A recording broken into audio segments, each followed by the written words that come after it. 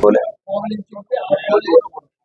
आपने राहुल गांधी का भाषण सुना क्या? पूरा माइक बंद हो रहा था, बार बार माइक बंद हो रहा था, तो आपने पूरा कैसे सुना? पूरा मैंने सुना।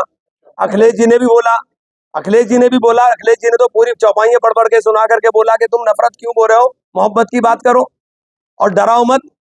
राहुल गांधी तो बार बार कह रहे थे डराओ मत, और किस तरह बोलेंगे साहब? हमारे यहाँ बस अड्डे की समस्या है, बस अड्डे की समस्या बहुत पुरानी है। जी जी, तो आप जनप्रतिनिधि होने से क्या प्रयास करेंगे? देखिए बस अड्डा स्टेट सब्जेक्ट है, मैं कोशिश करूंगा निश्चित रूप से कि वो बस अड्डा बने। और बस अड्डा यहाँ, चूंकि यहाँ की आबादी जो जोग्राफिकल वो है, वो आबादी इस तरह की है कि एक कोने पर एक बस अड्डे से काम मुझे लगता है चलेगा नहीं, 2 ही बस अड्डे बनाने पड़ेंगे। ISBT स्तर का देखिए इसे उठा लेंगे इंशाल्लाह, जो भी होगा करेंगे तो ही। देखिए हाथरस की घटना बहुत दुर्भाग्यपूर्ण है। मैं मौके पे सबसे पहले पहुंचने वाले लोगों में था, मैं रात को ही मौके पर पहुंच गया था, और जिस तरह से मैंने लाशों का वहां पे हाल देखा, और बहुत गरीब लोग थे, बहुत गरीब लोग थे।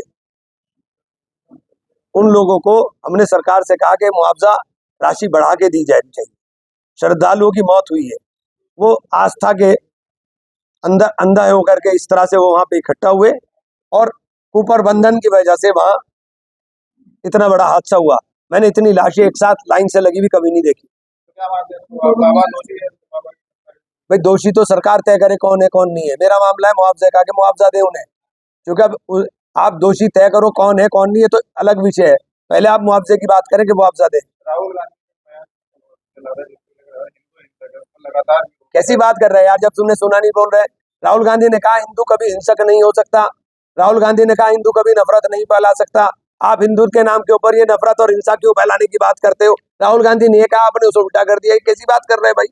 और ये सब रिकॉर्डेड है, रिकॉर्ड के अंदर है, इसलिए कोई भी बात ऐसी मत करो जो रिकॉर्ड के अंदर हो और आप गलत बयान कर रहे हो।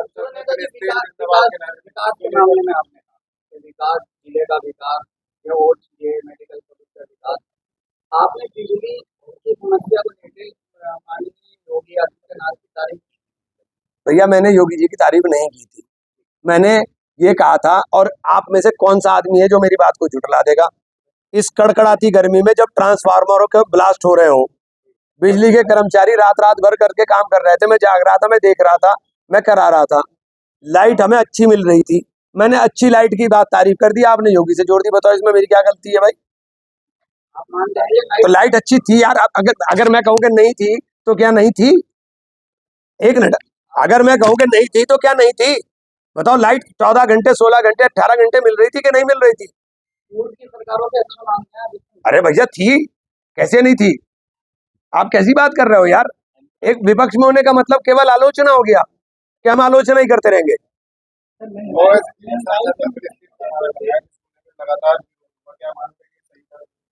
ये फैसला ओवैसी साहब का है या स्पीकर साहब का है, मेरा तो नहीं।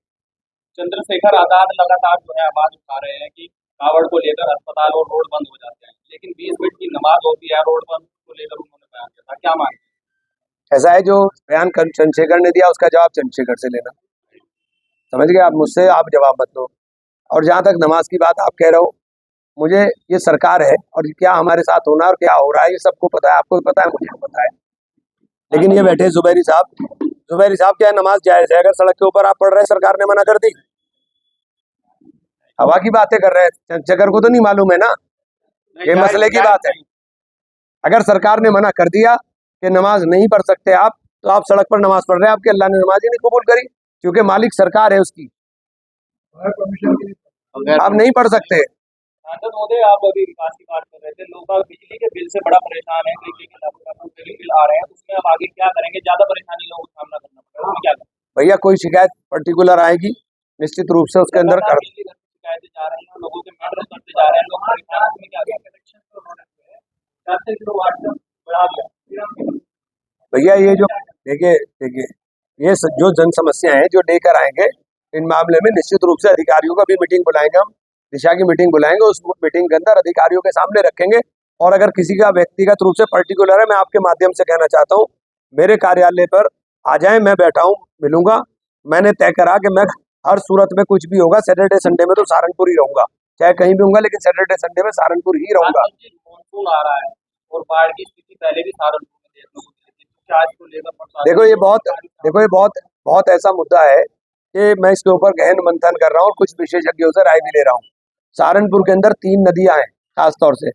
एक नदी है पौधोई नदी, दूसरा ढमोला, और तीसरी जो बड़ी नदी है वो है हिंडन।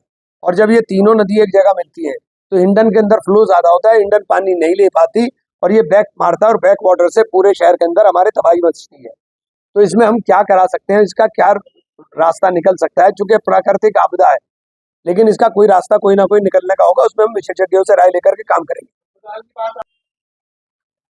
मैंने एक वादा किया था कि सहारनपुर का सांसद गूंगा नहीं होगा, और उसे 100% वादे को पूरा करूंगा कि सहारनपुर का सांसद गूंगा नहीं होगा। हर सत्र में सहारनपुर की आवाज संसद में गूंजने का काम करेगी। मेरा लक्ष्य विकास और सौहार्द दोनों को बरकरार रखना, और इसीलिए मैंने तय किया कि मैं किसी के साथ, जो मेरे साथ अच्छा किया, जिसने बुरा किया, जिसने सब कुछ किया, उन तमाम यादों को मैं अपने दिमाग से निकाल चुका, और मैं याद भी नहीं रखना चाहता कि किसने क्या किया, जिसने वोट दिया नहीं दिया।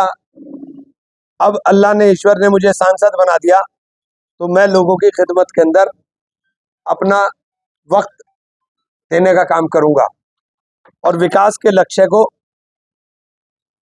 सौहार्द के साथ, क्योंकि सबसे जरूरी है समाज के अंदर सौहार्द के साथ विकास के लक्ष्य को पूरा करने का प्रयास करेंगे। हमने सहारनपुर शहर में जाम की समस्या से निजात के लिए एलिवेटेड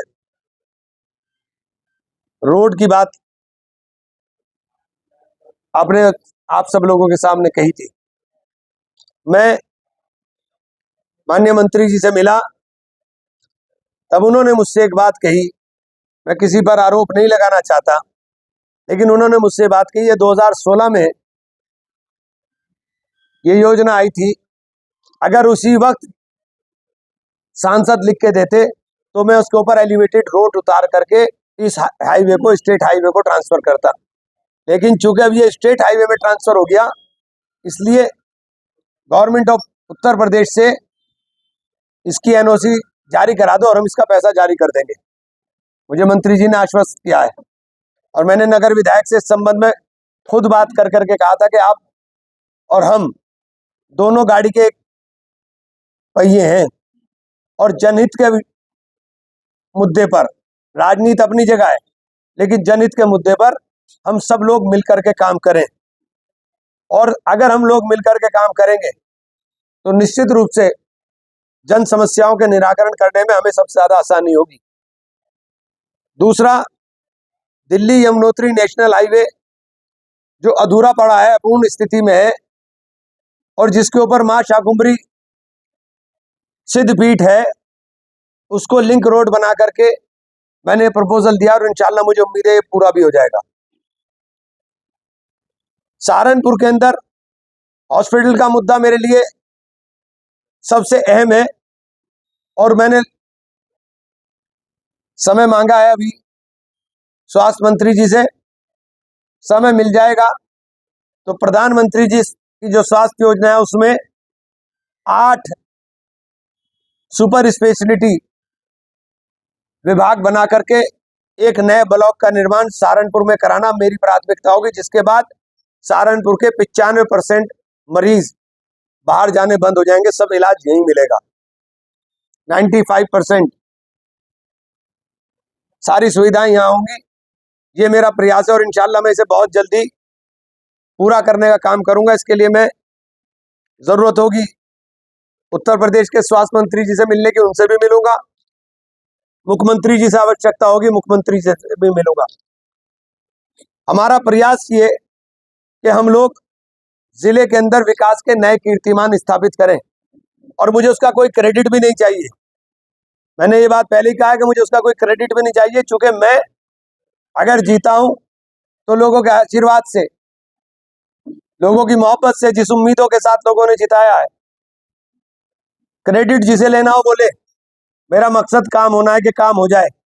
और मैं अपने तमाम सत्ता पक्ष के साथियों से भी हाथ जोड़ के विनती करूंगा कि विकास के काम के अंदर हम सहयोगी बने, एक दूसरे के राह में रोड़े ना अटकाएं। जहां जहां जरूरत हो वहां वहां आप मुझे लेके चलो और मैं आपको लेके चलूं, और हम हाथ से हाथ मिला करके सहारनपुर के अंदर विकास के नए कीर्तिमान को स्थापित करने का काम करें। हमारी प्राथमिकता में सहारनपुर के अंदर जो दो उद्योग हैं, एक काष्ठ कला उद्योग और दूसरा औषधि उद्योग। काष्ठ कला उद्योग का जो काम है वो आधे से कम रह गया, 1500 करोड़ से घट करके 800 से भी नीचे आ रहा है। मैंने कहा बहुत चिंता का विषय है। इसके अंदर हमें यहाँ पे डिजाइनिंग सेंटर, यहाँ जो सुविधाएं और हम दिलवा सकते हैं वो क्लस्टर यहाँ बन रहा है।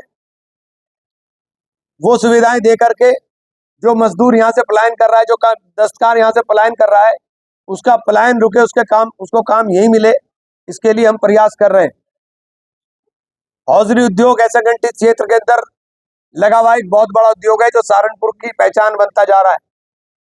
इसको संगठित कर करके इनके लिए एक नया क्लस्टर का निर्माण हो। मैंने हौजरी उद्योग के लोगों से भी बात की थी, और उसके अंदर क्या क्या सरकार की तरफ से हम लोग दिला सकते हैं उनसे भी सुझाव लूंगा, और उसके बाद इस काम के अंदर भी हम लोग प्रगति करने का काम करेंगे।